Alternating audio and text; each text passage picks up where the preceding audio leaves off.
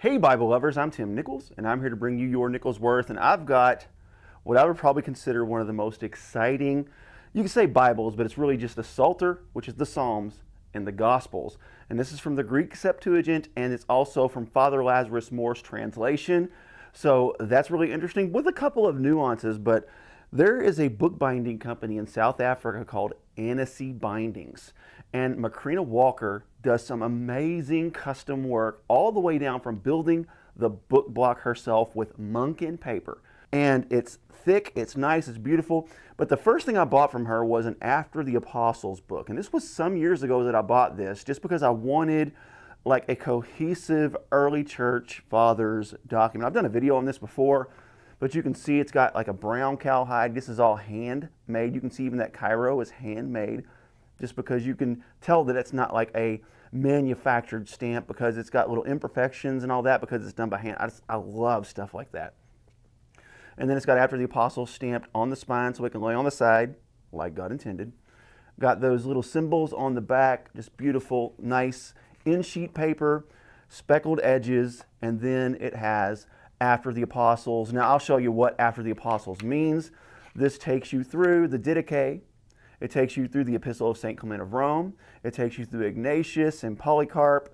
It takes you to the letter of Smyrnians, however you say that, and the martyrdom of Polycarp, and then the Epistle to Dionysius. I've actually read this. It's all really, really super fascinating.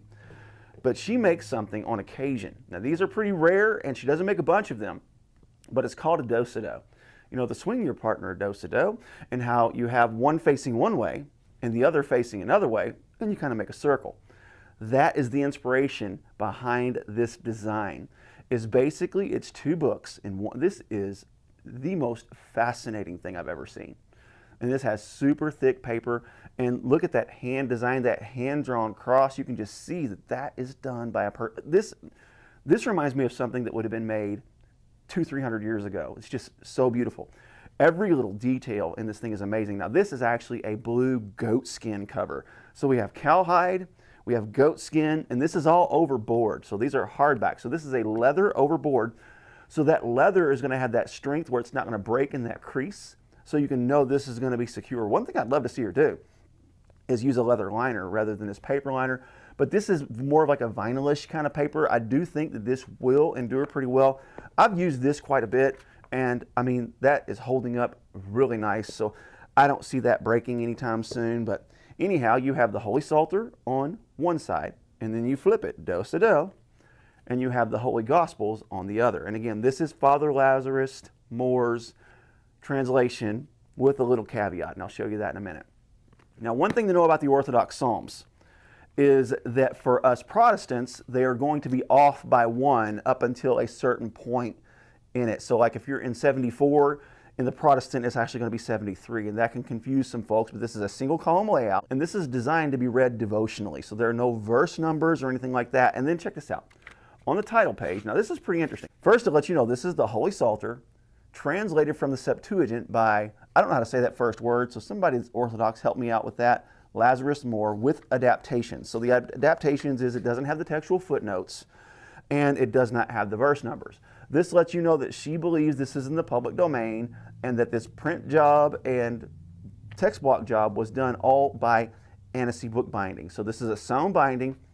Then it gives you the table of contents. Now this is something I've never seen before. I'm not really familiar with Greek Orthodoxy, so this is different for me, but it says, I'm going to try to read this, it says kathisma. Is that right? Kathisma? So I assume that means the Psalms, but when you get into the Psalms itself, it still says kathisma stasis 1, and then we're in Psalm 1. So when we're in Psalm 1, obviously it's going to be the same psalm. I can't remember exactly where it changes in the Orthodox, but there comes a point, I think around 19, where it gets bumped. Like one of the psalms gets cut in half, and it turns it into two, and then it throws it one off up until you get somewhere into the 100s. And then, of course, when you get to the end of the Psalms in the Orthodox Church, you are going to have Psalm 151, which is about David and Goliath. So the idea is to read this devotionally, and you can read from the Psalter, and you can read from the Gospels every day. So you take your Bible, or you take your Psalter and your Gospels, and you read whatever Psalms you want to read for that day, and then do-si-do. And you flip it over, and you're in the Gospels. Now, there is something interesting about the Gospels that I do think you need to know about. If you're looking for Father Lazarus Moore's translation, this is it-ish. And I'll read this to you. It says, this translation is by the late Father Lazarus Moore, a noted Orthodox translator. As far as can be ascertained, it is in the public domain. Now, he's not been dead long enough for this to be officially in the public domain. Not sure how that information was acquired, but I would trust her judgment on this. Then it says, this text has been lightly edited for obvious typos and excludes the footnotes. So that means this is not the edition that has the full footnotes, and there have been some minor adjustments made. But this is the big thing right here. It should be noted that chapters 23 and 24 of St. Luke's Gospel could not be found and have therefore been replaced with text from the World English Bible. So that means there's 2 chapters in the Gospel of Luke that are actually the WEB and not Father Lazarus Moore's work. So just thought that would be something to point out just in case you happen to buy one. And then this is laid out with beautiful little chapter markers, and this paper is thick, so it tends to buckle a little bit like that, but this is really good, nice paper. She laid this out herself. She typeset all this herself, sewed the block herself, cut the paper herself. It's just super remarkable work. I really highly recommend her work, even though it is quite expensive, but it's well worth it if you want a custom book. She does King James Gospels, she does Psalter, she does different church fathers' works, and just beyond. It's just really cool what she does. So this has all 4 Gospels, mostly Father Lazarus Moore's work, other than Luke chapter 23 and 24, and some typos that have been fixed. And then the edges, just love that. That speckle work on the edges. I love that she didn't dye the pages, but she just kind of speckled them. Really beautiful. 2 ribbons. Now she does an interesting approach when it comes to keeping the ribbons from fraying. She dips them in like a fingernail polish type thing, and these edges are really hard. So almost like a card. So that end is not going to fray, but it does create kind of an odd feeling when you get to the end of the ribbon. And each side has its own single ribbon because they're supposed to be read devotionally.